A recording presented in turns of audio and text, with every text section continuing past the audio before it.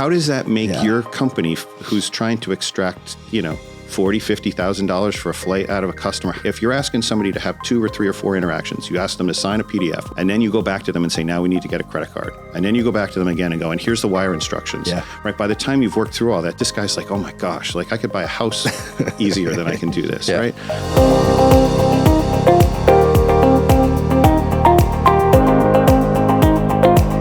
Hi, this is Dan Harris, and welcome to the Ironbird Podcast. On today's podcast, we have Greg Johnson, President and CEO of Tuvoli, a longtime private aviation leader, innovator. He spent decades in the industry across charter, brokerage, aviation infrastructure, and today he's really focused on modernizing one of the most overlooked parts of private aviation, how trips are transacted, and the overall ecosystem around them. Today's episode, we're going to dig into really what's broken in aviation, how banking and AI ties into that overall ecostructure, where automation and AI differ, where they have a place in aviation, and really what operators and brokers should be doing as they start to modernize their infrastructure, their workflows, and really everything around, their day-to-day operations. So I guess we'll start with kind of our first topic on, with your time at Tuvoli, where, people think of Tuvoli, a lot of people think of Tuvoli as a banking company, but it's a little bit more than just banking, right? That's right. I mean, to me, being able to manage the financial infrastructure is sort of the foundation in order to evolve the way sales happen in our industry. So we looked at that as like a gating item, a necessary foundation to be able to improve charter sales flows overall. If your product is only generating a quote and you really never know whether that trip happened and at what price it happened, it's really hard to provide good feedback to the operators, the brokers, and everyone in the ecosystem. And people are generating hundreds of quotes and getting feedback maybe 1% of the time when it books, right? And there's an awful lot of increase. I mean, I guess the volume of quotes is only increasing as sort of automation spiders out to everybody.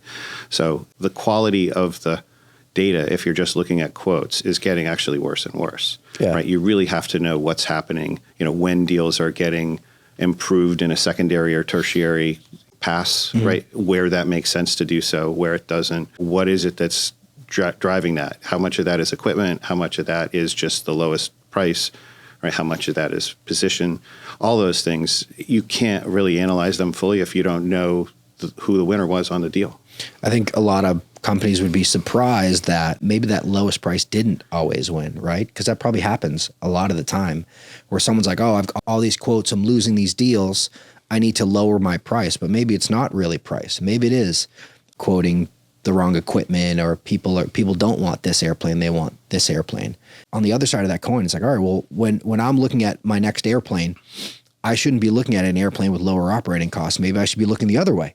Maybe I need to be at a bigger airplane because here's all the deals that are in my market that I'm not winning based on, oh, I've got a Citation Excel and all these deals are winning on a Sovereign or something like that. No one has that data. How do you start to collect that data, and how do you start to make decisions on that? At the core, I guess we can get into sort of the opportunity with BI, but in order to even get into that game, you have to start with technology and processes and things that create a better experience for people on like all of the stakeholders in the ecosystem, right? And where we started was the actual checkout experience. What that retail customer deals with is so bad compared to what it should be for the product that we said we have to start there. And our customers drove us to that. They said, we are taking credit cards and putting them on sticky notes, or they're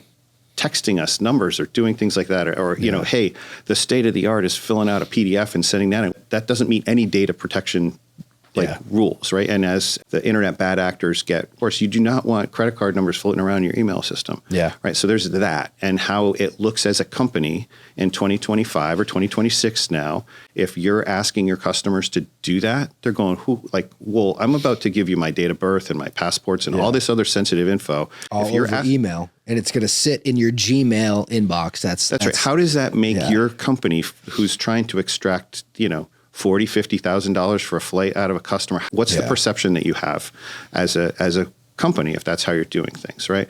So there's that piece, and then the contracting, and asking someone to sign a PDF in 2026, super old school, right? I mean, that's how it's been done for the last 20 years, right? There are better methods. I mean, at a minimum, you need to be using DocuSign, which is the gold standard, right? So we started with, we just have to look at that workflow, which, by the way, is what drives close rates for everybody, right? If you're asking somebody to have 2 or 3 or 4 interactions, you ask them to sign a PDF, which is like suboptimal. And then you go back to them and say, now we need to get a credit card. And then you go back to them again and go, and here's the wire instructions, right? By the time you've worked through all that, this guy's like, oh my gosh, like I could buy a house easier than I can do this, right?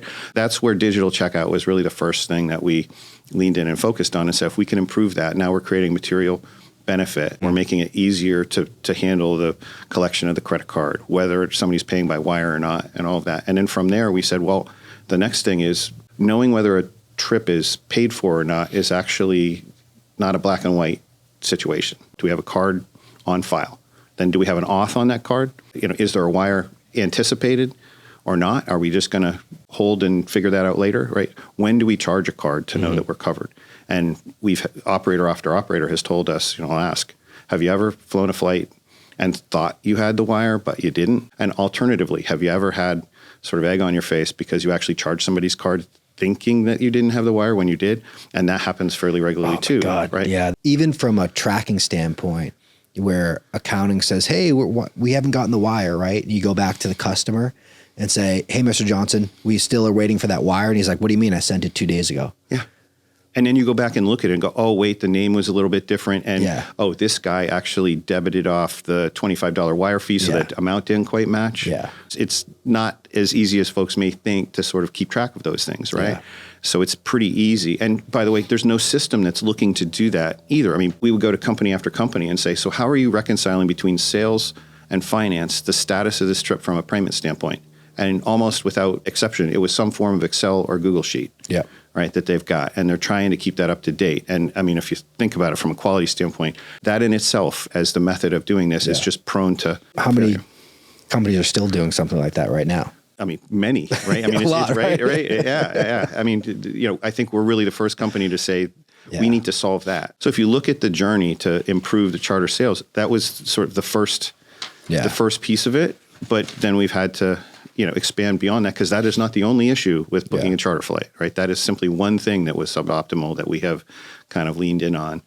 When you started Tuvoli, what were your list of priorities? Like, all right, hey, we need to fix the checkout process, and then this, and then this. How do you look at it from a company-wide? Like, here are the things that we're getting the most feedback to work on, and what's that roadmap look like? So, I mean, getting back to it, we really said being able to have visibility into payment status and streamline that, both for the benefits it gives us in terms of how we can use that data to improve things long-term. It's important. It's also important for the operators because there's a gap there, right? There's no good way to know. So that was foundational. And then we said, well, customer experience improves close rate. So if we're going to do something, and this is a kind of a key sort of core thing that we're doing, like business impacting, positive improvement to business outcomes is like a core thing that Tuvoli is here to do.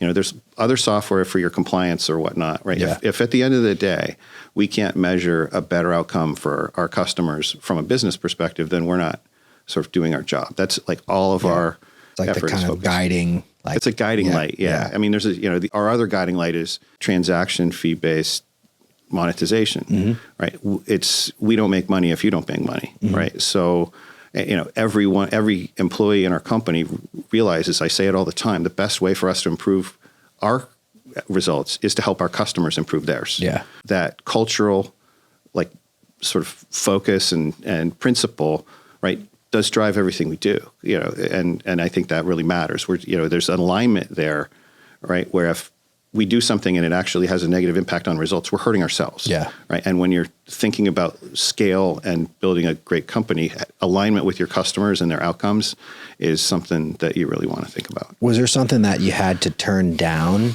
that would have been good for your company, but maybe not for your customer, that you said, we can't, this would maybe make us more money, but in the long term wouldn't make our customers more successful? I wouldn't say that there's a black and white case that I can give you there, but I can tell you that when you look at how technology gets deployed, especially as we're getting into things that AI is going to be able to do, we have to be very careful about what market dynamics we drive, right? And so when we talk about the principle that we have here about being partnered to improve economic outcomes, I think very carefully about what we do and making sure that we are helping the industry. I mean, not just customers, but the industry optimize and actually increase rates marginally and trade speed, efficiency, and a better quality of experience for slightly more money. Because when I look at the industry, look, if you don't book on-demand charter, you're booking a more expensive product, right? On-demand charter by default is the most cost-effective way to get into the market. And you're seeing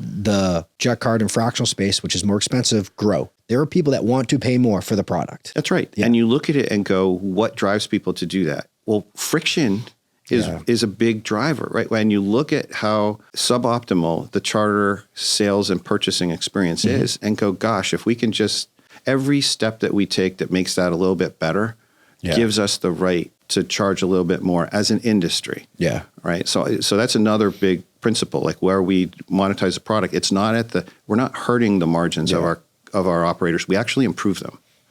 Right. So that's really interesting. And to be clear, if you're not thoughtful and careful about that, like price you could have a race to the bottom on price. Yeah. Right. I mean, the whole thing could get commoditized, and we are sort of checking that all the time. And I think my background in sort of actually being in the trenches in charter sales and understanding what drives things is key to making sure that we're really careful on that front. I'll give you an example. There are people that have proposed like a reverse auction, right? And I'm like, no, that is a really bad idea for the industry as a whole, right? It will favor like the marginal operator that is charging less than they should, right, over the quality operator that has a better product. We can't do that. Yeah. Right. That's really interesting. Want to give us your background? Like where did you start? You talked about you've been in the space. You haven't just been on, the vendor technology provider space. Like where'd you start in the aviation space? I started in the FBO world, sophomore year of my sort of education at Embry-Riddle. And I heard that FBO was going to open a new location, and a switch flipped in my head. And I was like, I want to run that. Right. I don't think I had any right to. I mean, I was pumping gas, right? But something told me I should do that. Yeah. So I went to the general manager of that sort of parent mothership thing and said, hey, I want to run that new location. And he sort of looked at me and went, well, the owner's going to want a business plan. And I was like, well, what's that? And he gave me a book, and I read the book, and I put together a business plan. And by that time I actually did my flying at flight safety. So I was going to Embry-Riddle, but I already had my CFI. I had all my ratings and whatnot. I'm sitting down with the owner of this company, and he's looking through the plan, and he goes, I wasn't planning to have a flight school. And I said, well, I just spent a ton of time and effort to kind of get all my ratings. It'd be really cool if we had a flight school. And he like shrugged his shoulders, says, okay, we'll buy a couple airplanes. And then basically threw me the keys to an FBO. I was 21 years old. Where was the FBO? Lebanon, New Hampshire. Okay. Within 18 months, we had 80% of the business on the airport and increased fuel sales by 40%. So the incumbent player was just, it was game over. So I said, okay, I think my work here is done. Better go finish my college degree. So that was really my first, employment in aviation was there. Learned a ton about like hustle and selling. I mean, this was pre-ADSB or any of these other things. I mean, I was using binoculars and the NBAA guide and like calling the tower and and going, where did that plane come from? We got to figure out how to get in touch with them. And it was definitely stuff FBOs could be still be doing today too. Yeah. But it was, I mean, if you did not come to our FBO, you were getting a call from me. Yeah. Right. I mean, I would win customers because I remember one time there was a jet, that would come in regularly there was a lot of sort of Dartmouth College business and whatnot. And I saw them land, and literally they hadn't shut the engines down before I'm calling the flight department. And they're laughing on the other end of the phone. And they're like, we have a bet going on how long it was going to take you to call. And I was like, so is this going to be the day that your crew comes over and I show you what we got? Yeah. And that's how we want them. It takes what I call patient persistence as an entrepreneur or leader in order to win. And, that taught me that at an early age, that you just got to stick with it. So how'd you go from that FBO into? Yeah. So long story short, finished my degree, flew for a law firm for a very short period of time, and learned very quickly that I love to fly on my terms. Yeah. Right. So sitting in FBOs and waiting on somebody else's schedule was really challenging for me. A deal where we flew to point B and then went to the hotel was better. Yeah. The worst days were the ones where the goal was to get home in time for the principal's soccer game, and it's now 7:00. I haven't had dinner. I'm wondering if I get another bag of M&Ms from the machine. Do I have time to order a pizza? Yeah. What's going on? And so that I learned about myself then that, I respect the guys and the sacrifices that the guys make that do that immensely from that experience, but I learned that was not my thing. Yeah. Right. So then I looked at where I should go. This was in the mid-90s. The airlines were going through bankruptcy after bankruptcy, but FedEx seemed like they were doing pretty well. So I used my relationship skills to network my way in there. Ultimately, I wound up with a job that was Tom Hanks's boss if you were in the movie Castaway. So I wound up in an industrial engineering role, process improvement across the FedEx network. So it was either there's a service problem that we're solving or there's a cost problem that we're working to solve, to optimize. Yep. And I loved that job. Yeah. Right.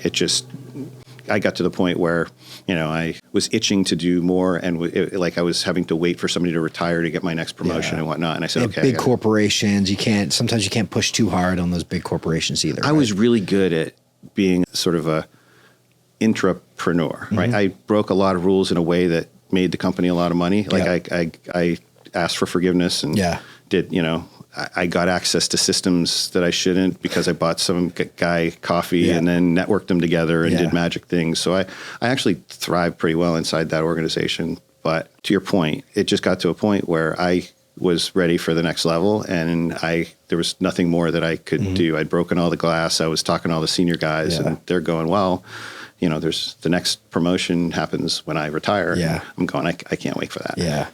So then I looked around, and actually the same guy that had run that FBO that I was at, I just called him up and said, I'm starting to look for something outside of FedEx. And he goes, I just bought a 135 operator. You want to be my partner? So I got in there, and within 6 months, this was 2002, 2003. I went to him and I said, look, I'm spending all my time talking to these aircraft owners. I'm not really sure how we scale this business the way I'd like to see, but I created a new website, and we're getting good charter leads from all over the planet, right? 2002, 2003 was the dawn of the internet age, right? I was like, I'm going to build a business that aggregates supply and demand using the internet. And, if you want in, you can be in. So he was my first investor in that. He ended up being the largest investor. He's still a good friend today. That's awesome. And so that was the beginning of the journey with OneSky, right? So I ran that business for about 8 or 9 years. Ultimately sold that to Sentient while they were owned by Macquarie. So that got me, into a larger player. That must be tough. So, I've always heard, even my own business, right? How do you, selling charter brokerages just on their own is a difficult thing. 100%, right? So, you have to have something other than a customer list. Yeah. And we did. Right. So for us with OneSky, it was the systemic approach to sales that what made the difference. Yeah. Right. So when we compared notes between Sentient's on-demand charter business and what we had with OneSky, our close rate was double and our margin on the first trip was double. Wow. And it wasn't because we just had some good sales guys. We had a process and a system, because that's just the way I think. We recorded every phone call. I had meetings where we would sit there and go, if we lost a deal, let's listen to that call and figure out what questions we didn't ask. I would have calls where I'd say, you got to bring me the bad call, and we got to figure out how we can do better at that. And so we literally got to you need to ask these questions in this order, right? To cause the customer to think about this, that, or the other thing in order to get their headspace where we need it to be to sell them the right flight. There's a company called Gong that is $1 billion company that does that now, but we were 20 years, 25 years ahead of everything from there. Yeah. So they looked at that and they said, all right, this company has this process. They're improving what we're doing. How big did you grow it from a sales standpoint? Like, where was your revenue at before you sold it? It was tens of millions of dollars. Yeah. You can look at what FX Air is today. FX Air was used, right up until they moved over to Tuvoli, was using the tech that we built. Because, it wasn't, I talked about the process. There was a whole lot of sort of systemic stuff that was in there too. Right? I went to my sales team essentially and said, look, if we aren't delivering a better experience than the operators with whom we're putting our customers on, we don't have a business. There's no value. Yeah. Right. And so to your, I think we were talking earlier and you were talking about, sometimes the right move is not to sell the least expensive aircraft. 100%. Yeah. Right. But you have to explain to somebody why that aircraft that costs more is worth it. Yeah. Right. You have to be able to articulate that to the customer and explain it. And it's not, sometimes it's the asset. The thing we talked about a lot was the experience level of the crew. Mm-hmm. Until you've had that conversation with a charter customer, they think all pilots are safe. Yeah. They think all airplanes are safe. They need to be educated to, well, that crew might have 2 hours in that make model airplane. Yeah. The owner just bought it and he's training them on you. Yeah. Right. Right.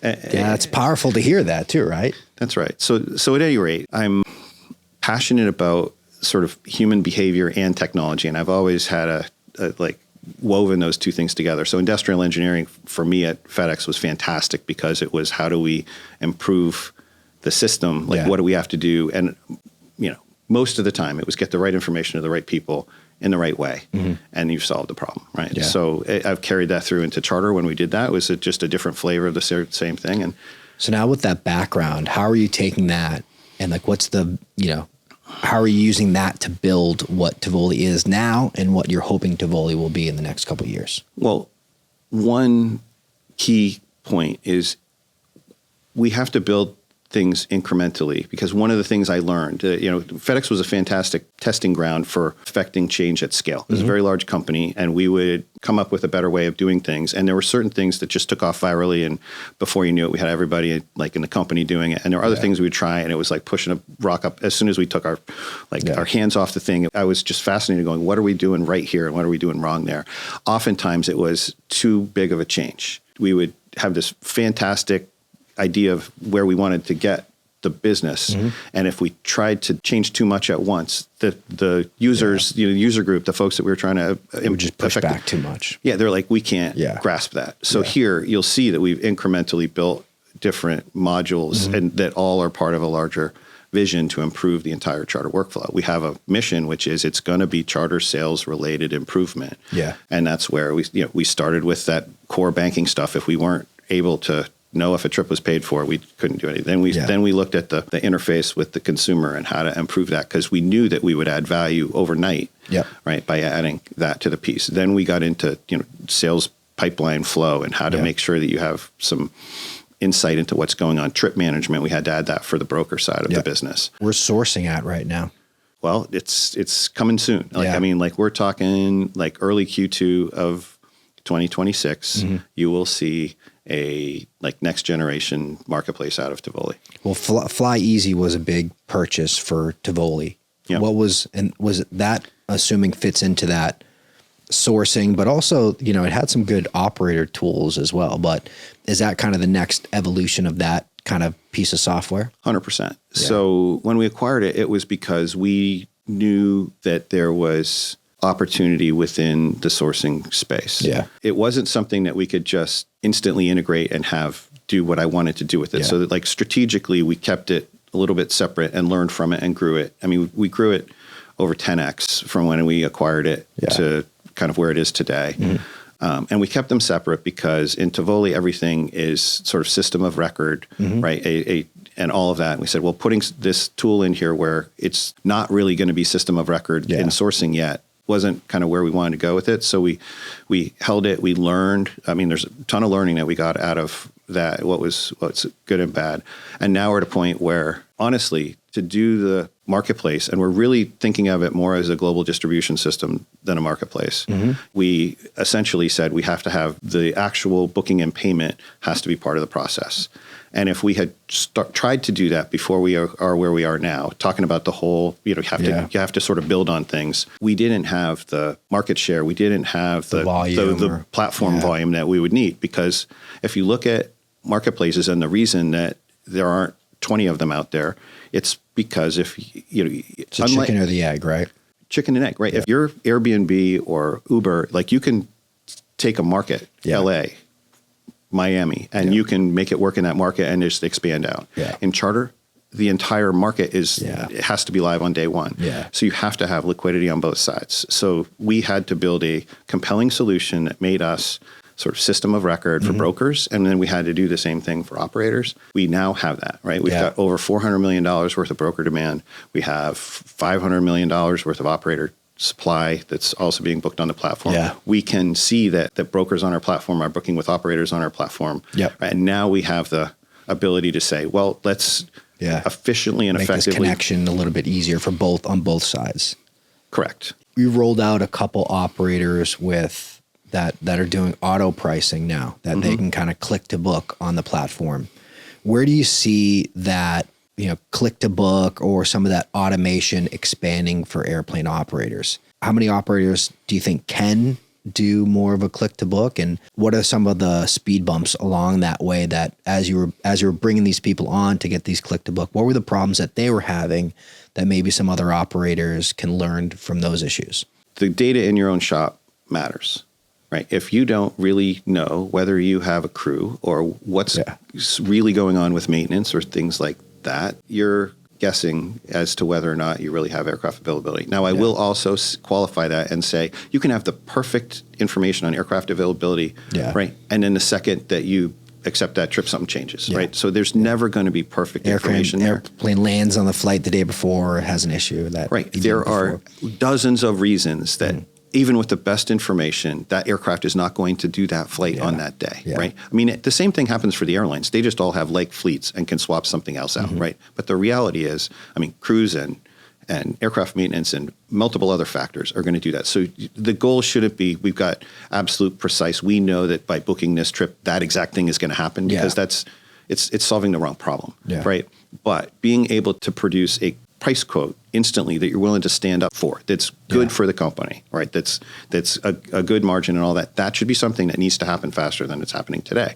And we can help operators get there. Now, why isn't it happening fast? The way I look at it is scheduling systems have evolved as a jack of all trades platform that's supposed to do everything for a charter operator. You've got very small teams, mostly mom and pop type teams of, 10, 15, 20 people maybe that are trying to cover the entire footprint of everything that a charter operator needs for tech. It's nearly impossible to be awesome at every one of those things, right? So what you see is different flavors of software that are out there that are better at one thing than another. Every operator is kind of compromising. Okay, we really like this feature. We can live with that thing over there. I like the sales from this one, but their dispatching is terrible, or the maintenance or their integrations are terrible, but I like this. Right. So the fact that that's sort of the way the industry is adopting this tech is just flawed from the get-go, right? Because if somebody focuses on one segment, you can be better at that than anything else. I've looked at the different places where with my tech talent and aviation passion, we can really make a difference.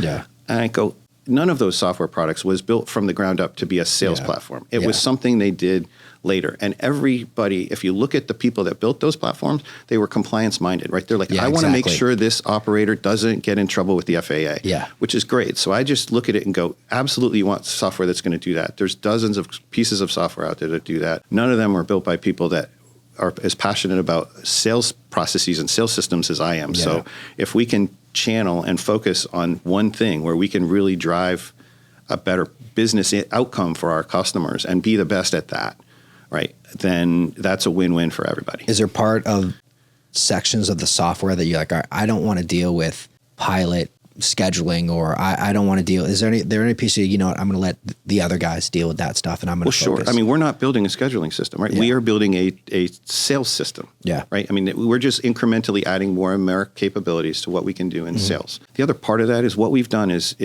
exponentially more difficult at scale, right? Like, I mean, we have to have like the compliance things we have to deal with. We have to understand what's going on with FAA and all the regs there, and everything that's going on in banking too. We have anti-money laundering training that our people need to have, and a whole bunch of stuff that comes around, being a partner with a bank, right, and leveraging their technology. That if all these software scheduling solutions had to get that deep and understand that stuff. I just don't, I don't know how they do it. We have a lot of people that are involved in that side of the business and making sure that it works, right? So I look at that and go, it'd be very hard for them to do what we're doing.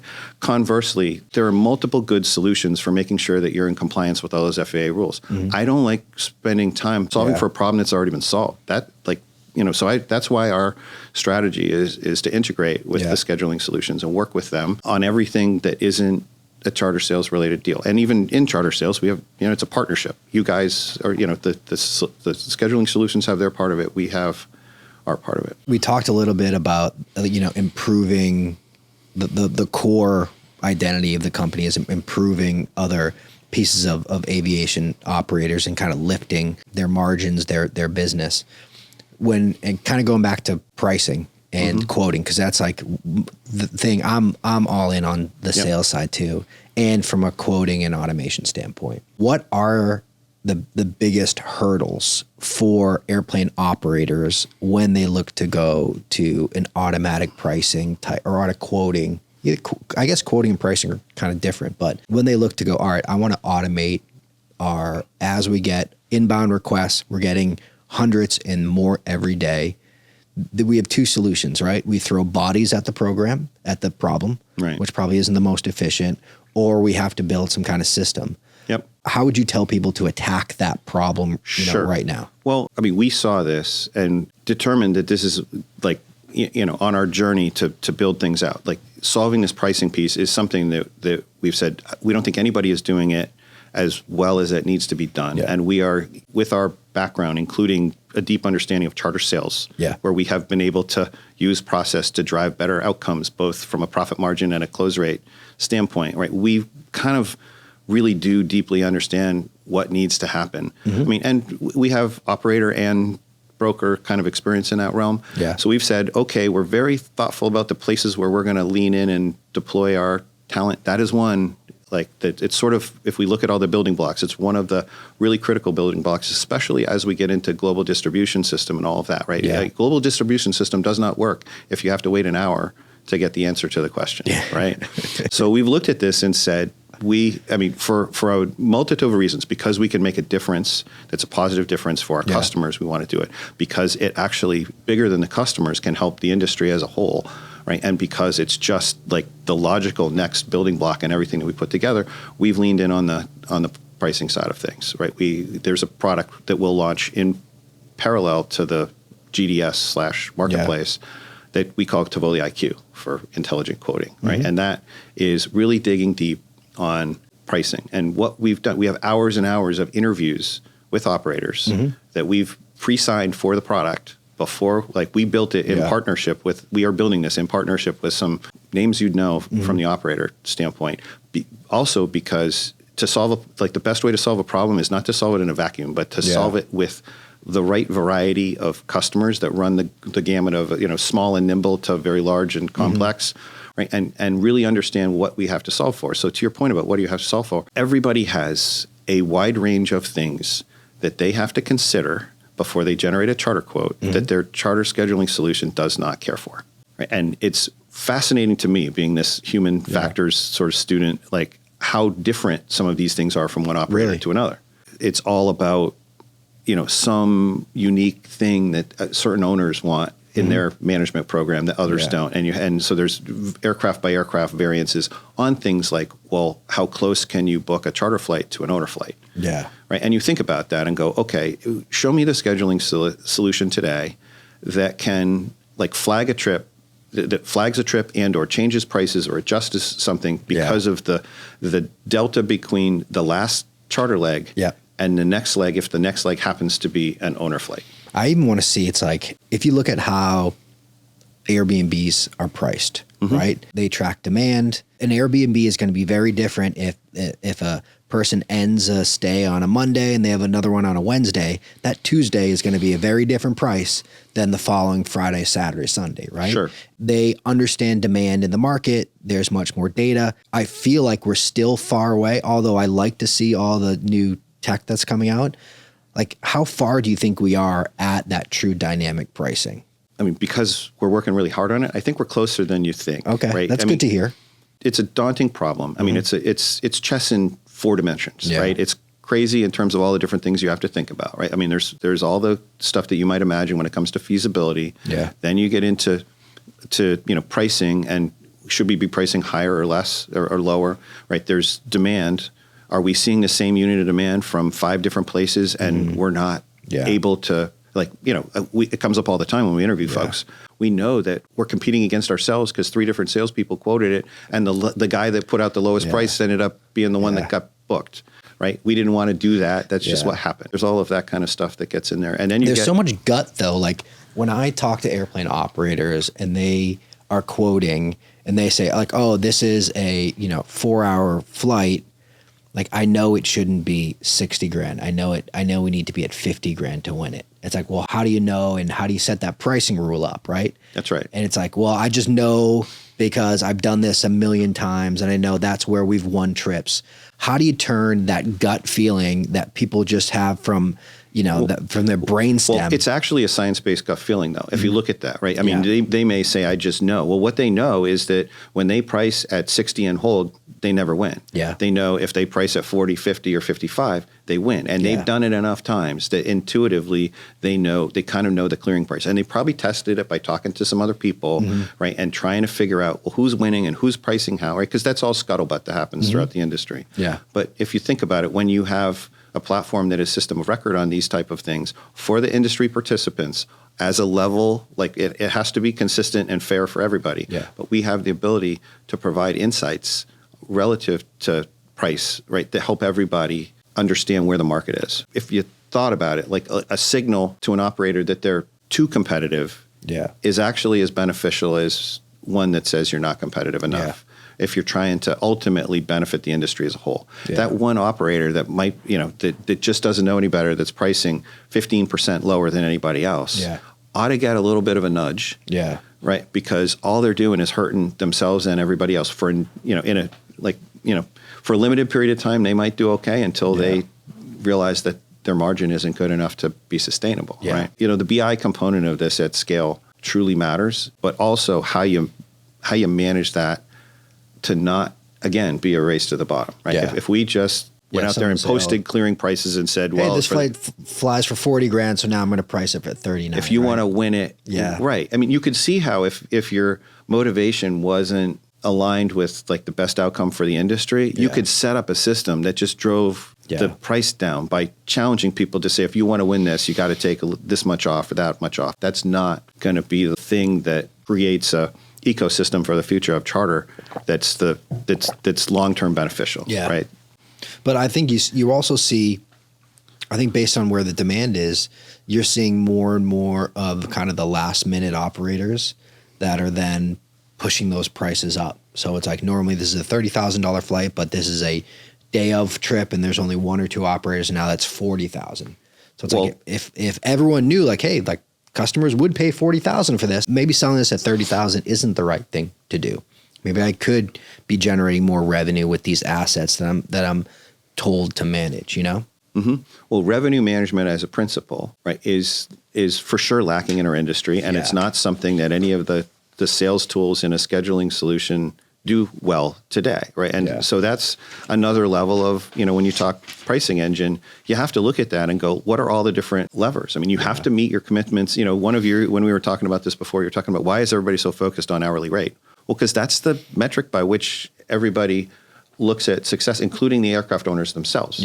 Right. So I think, everything you do has to get translated back into that like hourly rate, because that's how we sort of measure things. That's how the owner of the plane is going to measure things as well. There's a better way to measure it instead of hourly rates? I mean, ultimately, it's what's the contribution to my total cost of ownership, really, right? And that's going to be somehow factored into, this number of hours at this amount of money is how this works, minus right? This amount of cost.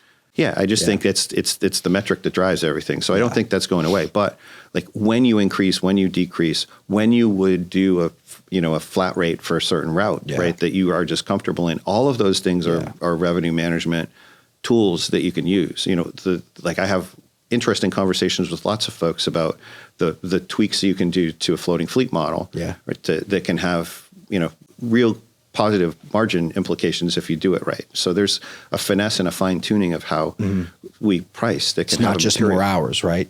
Well, no, I mean, and you know, as I think you pointed out in one of your other podcasts here, you know, there are operators that have a model that is, we're going to put all the hours on this plane, right? And the residual value of the airplane is, you know, not something we're trying to optimize against at all, right? And then there are other folks that want to balance that. And there's some that are really only offering charter as for tax purposes and, you know, the select juiciest trips. And all of those models are good, right? But you have to look at that and say, well, what are the goals that you have with your owners, you know, and how are we going to balance what you want to provide for a product to your aircraft owners with tools that help you, like, with as little mental, like in the moment mental thinking, right? That can, you know, algorithmically serve up the price that is going to match the goals you have for your charter sales. When we think about taking pricing and putting it through algorithms, we talked about this, the difference between automation and AI. What do you see? I like your take on it. What do you see as the difference between automation and AI? I mean, process automation has been around for years and years and years. Right. I use the example on the software space of Zapier, right? I mean, it's been around for years. You can take an API, hook to it, take that data, move it to someplace else, move it along. That's fine. There's not really any sort of intelligence in there. It's when A happens, trigger B. That's right. Very methodical. When you get into AI, now you're getting much more sophisticated decision making that's getting factored in on top of, potentially in concert with the automation. So it's do some analysis, and based on what you find in that analysis, do one of several different options. So it's, I mean, they're not, you know, completely different, but the amount of knowledge that you can apply to the decisions that are happening, you know, it's not like one path. It can be, you know, 20 paths, right? Based on what's happening. And you can code that much faster than ever. How are you and the team using AI, like just on your day-to-day? I have at least a half a dozen, maybe more, different AI tools that are in my What's your day-to-day. favorite ones right now? Most used is going to be, you know, a Gemini or a ChatGPT, where you've kind of trained it up to just help with a lot of mundane, routine things, right? Like put it a bunch of data, have it clean it up, have it read something for you and summarize it, generate a communication because... Oh, the Gemini, I use the Gemini on my Gmail right now. I probably, on a third of my emails are just like me talking to Gemini, having Gemini clean it up and put it in a great email. I mean, that's sort of like the baseline, right? I mean, if you're out here in the world today and you're not leveraging these tools to create efficiency on things where you would normally have to think hard, right, in order to draft something or to read something, right? You know, those tools. I just did a great ChatGPT thing that I think almost everyone can do. I took 3 different reports from an operator. They had a flight report of just like, here's all the flights and the trip numbers. I then took a like trip number and route report. This had all the trip numbers and the routes, every passenger that was on those trip numbers and their date of birth and those trip numbers. And I had ChatGPT merge them all into one. And then I had anyone that was a passenger and not a customer. I had it then go out and say, all right, find all these people that were passengers that aren't in my CRM, enrich them, go say, all right, are they venture capital? Are they finance? Like, are they CEOs? And then build me just a thank you email of having them on my flight. You had all these customers, and they're, you know, a big funnel for any company should be like, all right, anytime my customer is bringing on a passenger, I should know, hey, is that a potential customer for me? Right. But the data in a lot of these systems it's like, you can't get a one clean piece of data. So it's like, let me just pump all these out. Let me enrich it.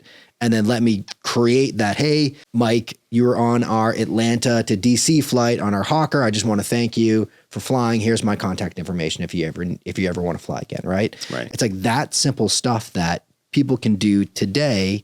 And another thing that I find that is super simple, that every operator and broker has the data, is birthdays. Everyone has someone's birthday. If you're on a flight, you have their birthday, you have it in a system, you can easily connect it to something that will just send them, even if it's an email or like a handwritten note. It's like, that's like such a low barrier of entry thing that you could be doing right now that would add a ton of value just by sending someone a happy birthday card. People love it. And it's like there's a ton of simple things. I mean, certainly you could do that with tools prior to AI too, right? Like, and this is not like oh my God, because of AI, we can send birthday cards, right? I mean, it reduces the amount of effort that you need because you can just throw it the thing and then say, whatever, alert me every, tee it up, write the draft something that I can turn into a handwritten note, right? Or whatever, right? So you can create more efficiency in there. But there are certain things that AI can enable that you couldn't do without AI, right? What are some of the really interesting things you're seeing?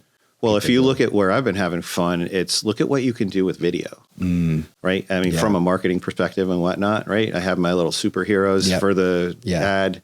And then it's funny, I had one of my friends was looking at my LinkedIn and he's like, watch that ad where you had the superheroes. And I thought you might have actually dressed people up in suits and done that. He's like, then I saw your Thanksgiving one with the turkey and I knew you were using AI, right? I mean, when you can sit there and spend a couple hours and have a absolutely realistic turkey walking up onto a jet and do that. I mean, just imagine the different things that you can do. There's training implications because you can put stuff together. There's marketing. Just think of marketing. Anytime you got an airplane flying empty, it's like, here's a free walkthrough of the airplane. Here's the city A, city B. It's like, generate that. And you can do it automatically, right? Theoretically, you've got a list of all your empty legs that you can pull from your system. That's right. You can feed that into a system that says, here's the prompt I want for data point A, data point B, data point C, which is like city A, city B, airplane C.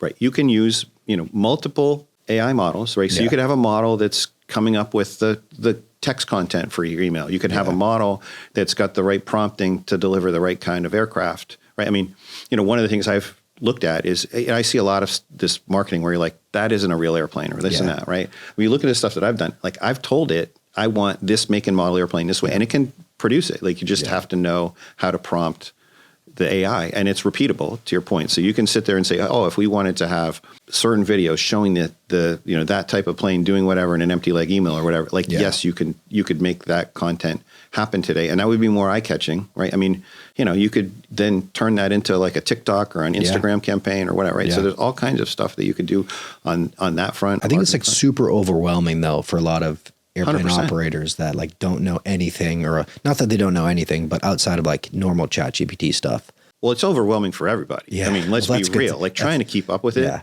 Well, it's good to hear that. It could be even for someone with, a lot of tech background, it could be even overwhelming for you too. I mean, for me, it's like, I get overwhelmed with what do I do first, right? And I think that's probably the same with a lot of people. I think what's also hard in aviation is we have seen so many promises for so many radical innovations that never come to pass. We all were around for VLJs are going to darken the skies and it's going to cause all these problems. It never happened, right? Mm-hmm. Then we're seeing I was invited to the Uber Elevate stuff and went to all of that, right? And by now, there should have been Ubers everywhere, and it's taken longer. Now, obviously, there's going to be some stuff that's going to happen with advanced air mobility. It's just taking longer, and it's not going to be this boom takes over the world as fast as we thought it was going to be. So when you're growing up, seeing all of that and going, nothing really happens as fast or as broadly as you think, it's easy to say. And so I'm sure that's also going to happen when it comes to AI, but that's not the case, right? I mean, it is actually happening faster than a lot of the experts anticipated. It's scary. It scares really smart people just how capable AI is getting so quickly. Yeah. Right. So that makes it tough for everyone out here to. And historically, we've been aviation. I feel like we're so focused on safety as we should be. We don't think about innovating because we're like, hey, this works. This is safe. We're going to stick with this. Mm-hmm. We don't think about innovating. And when I think about AI and these things, I think the way I tend to look at it is when I have, we talked about this before, when I have inconveniences or problems. We had a flight. Someone didn't flight follow with us the way we liked. Mm-hmm. Okay, how can I build a small AI system to improve that? We didn't get a weather briefing before, and now we have weather that we probably should have known ahead. Okay, how can I build an AI system? Mm-hmm. Now, I can kind of stumble through an AI system, but I know there's hundreds of AI companies out now. If someone's like, I know I need to do AI, I know I need to probably find a company that can help me run some more discovery through this, but how do I find a good company that I trust? How would you tell someone to start looking for hey, ask these questions, or these are the things that you should know that these people do? I think like everything new, you have to be very careful. I was talking to, some folks in the investor community, and there is now a lot of talk about demoware, right? There's an awful lot of talk about, well, there are these hypey companies and they can show you a demo that looks amazing. Yeah. It's never going to scale, practice, right? yeah. It's just, so there's that component. And then there's an awful lot of folks, and this happens with every sort of new thing that like they think they can come in and oversimplify. Like they're playing to you need a solution and you don't know any better. Yeah. So I'm going to get you to pay me a few bucks. Right. And we're going to try and figure this out. And then you get folks, then we're also seeing, I guess, another thing to be, watchful of is the guys that are like, I made this thing work for X. Yeah. Right. And private aviation is a lot like X. Yeah. And I think at least, most of the folks I know have seen that happen enough times that they're like, no, private aviation isn't quite X. It's, like it's actually quite different. So I would basically say you do want to find people that understand the problem. Right. I think, like while we are certainly leaning in hard on this, there are other people that have spent their careers in aviation that also understand technology. I think you kind of need to find the people. I mean, yourself is one. Look at like you could give people advice based on your insights and exploration. And it's, you're going to think about it the right way because you've got decades of experience in this space and you know what works and what doesn't work. Right. And you're going to push somebody in the right direction towards the stuff that you've kind of tested out. So being, people that have experience that you kind of can trust is what you want. Like any new thing, you have to be wary of the snake oil salesman. It's hard. I mean, it's so hard these days because it's changing so fast. So it's so hard to keep up with. I've had some good conversations with people in the AI space, and I'm trying to find like a couple really good companies that I can then kind of refer out. But it's like until someone builds things in the space outside of me building things for myself, I haven't like worked on big projects yet.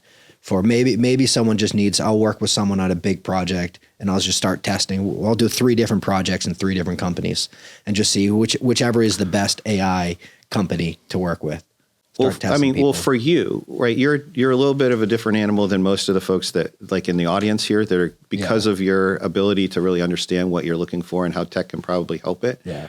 The challenge with other things is there are AI generalists out there and they're like, just listen to, we'll listen to you and we can build it. Yeah. And a lot of them, I can tell you from all the product stuff that we do, we listen to customers. Yeah. And then we, part of our sort of secret sauce is hearing what they really mean, not what they say. Yeah. Right. And that's, I think the really hard part when you get folks that are outside the industry is somebody will say, oh, we need something that does X. Yeah. If you know the industry, you're like, I know exactly what you mean, but it's actually not X. Yeah. And then you dig in and before long, you're like, you know what? You're right. That we really do need to solve this thing. Yeah. Right. And so it's really hard when you take a company from outside of our domain. You can iterate and ultimately get there over time. Yeah. Right. But you can't replace a couple decades of experience really understanding the challenges that are out there. Right. And so that's where you really, you're in a case where you can articulate the challenges to a tech provider. You just need somebody who's solid. If you don't also have that, then it's a little harder to go with someone outside of the industry because you're going to spend a lot of time training them. Why do you think within the industry there hasn't been a ton of innovation and why software isn't as expensive as it should be in our space? It's who's paying for it. The operator, airplane operator? I mean, I've looked hard at this and looked, as part of, as we're looking to do software in aviation and wanting to have a healthy business, a real challenge there is that, the aircraft operator and the broker too, are not the sort of the wealthiest constituents in the ecosystem. As a matter of fact, they're always getting squeezed. You've got these very affluent guys that are challenging every dollar in management fees that somebody's charging, right? And, I've talked to operators and said, why don't you just pass on the fee for the scheduling system? And they're like, because my owner is going to say, I'm already paying you a management fee of X. Yeah. Right. So now when you think about that, that just means that whatever you're paying for software is hurting your margin. Right. So what are you going to do, especially when the software itself is compliance driven, right? Like, if I ask somebody, how much money did that new scheduling system make you last year? Well, I know how much it cost me. I don't think it made me anything, is generally the answer. So in that dynamic, you're optimizing for the lowest cost thing that's going to keep you out of trouble. That paradigm is part of the challenge. So how do you build that drives talented software developers out of the space because they say this is a crappy space to build software. No one pays for it. So how do you, how have you built a good almost software development company in the space where it's like one that no one wants to build in or really invest in. I mean, that goes back to what we were talking about in the beginning and sort of the, core principles of we get paid when you get paid. Yeah. Right. And also we're going to actually help you increase your price. Right. Yeah. So it helps everyone win. That's right. And because of our experience in sales, I can confidently say to our customers, like I've had it sort of challenged. I mean, I don't want to name names in here, but there's one customer, a pretty large one of ours. And I said, look, I implore you, add the fee to your price. Add what we're going to charge you for a fee to your price and go out. And they did a mix of wholesale and retail business. And they said, okay, we're going to trust you. But like, if we see a decline in close rate or anything like that, like we're going to have to revisit this. We have a sort of 60-day catch up and they go, we were really nervous about this. And we can tell you definitively that we haven't had anyone like bring up price, but we've had lots of people comment on how much easier it is to business. Yeah. Right. So that's one of those things where, like you look at it and go, the end customer, that guy, the average trip on our platform right now is $37,000. Yep. Right. If $37,000 was $39,000, that is the difference between you and me paying $29 instead of $27. Right. Yeah. You're like, okay, it's $2 more. Yeah.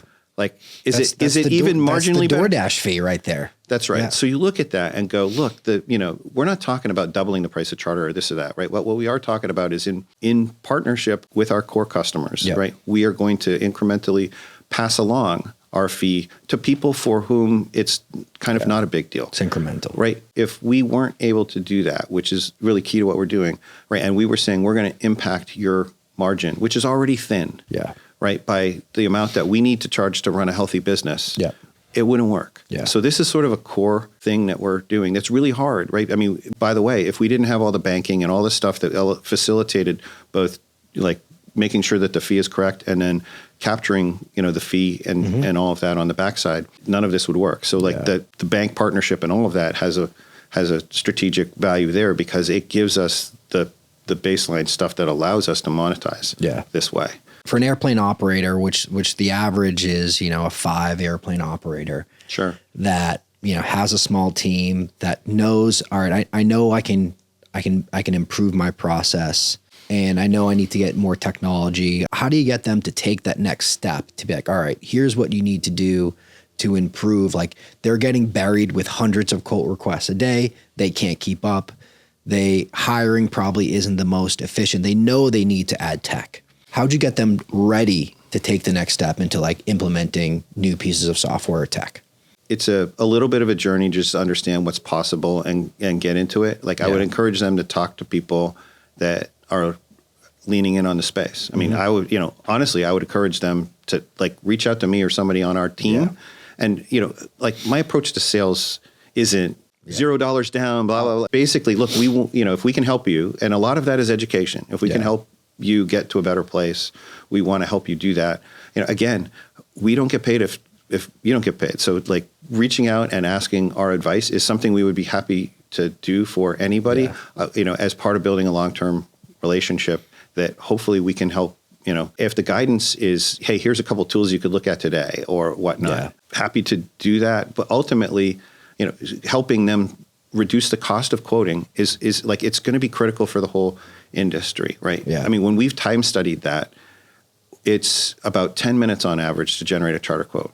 Now, with what most folks are paying charter people, if you can only generate 6 quotes an hour without, not counting any interference or other things that are going on, how many quotes can you really generate in a day, right? So like the whole throw bodies at it really doesn't work, right? And when you know that AI is going to only increase the number of inbound requests you get for a variety of reasons, it's a problem that's only going to get worse if you don't solve it. So part of the thing you have to think about as an operator is, okay, this might have to rethink how we handle this. And again, this is where it comes back to finding someone that you can trust to help you do it. That's where we really want to play, because it's scary to imagine that you might use an algorithm to help you price, right? I mean, that better be right. Yeah. Right. And so we've given that a lot of thought. We have ways to help you validate all of this stuff before it goes live. I mean, I don't think there's anybody that's spent as much time working on this and spent as much time with a goal of producing a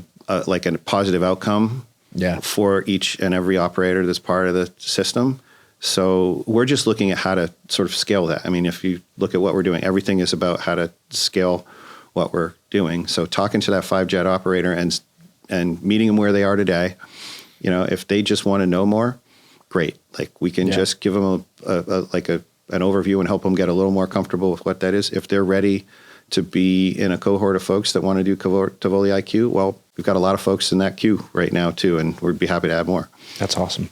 People that want to learn more about Tuvoli and get in contact with the team, what's the best way for them to do it? Well, I mean, there's sales at Tuvoli, there's help at Tuvoli, gets you our rockstar customer success team. Either one of those works. We have phone numbers out there too for folks that, that want to do that, or, we're out and about. So, you'll see us around. Grab you at every event, MBAA, or anything. We're at all the things. Awesome. Greg, I really appreciate you coming on. Thanks. I appreciate you having me. This has been fun. Yeah, I appreciate it. Thanks.